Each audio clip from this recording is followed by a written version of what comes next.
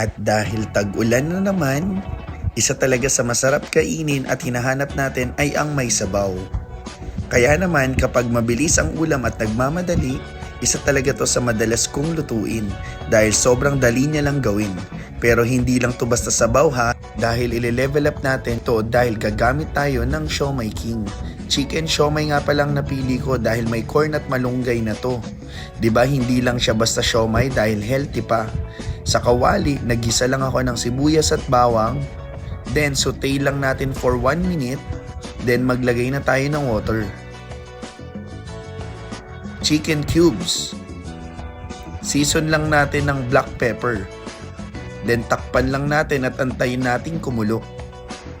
At kapag kumulo na, add lang natin ang mga patola. Then inadd ko na din yung chicken siomai from Siomai King. Then steamer for 10 minutes. After kong pakuluan yung mga siomai, nilagay ko na din ang miswa. Last, nilagay ko na ang spring onions. After nyan, nagdagdag lang ako ng salt and pepper kasi medyo matabang pa and sinimmer ko pa ng another minute. Ayan na, perfect na ulam ngayong tag-ulan. Plus, mabilis pang lutuin. I-try mo na, order ka sa akin.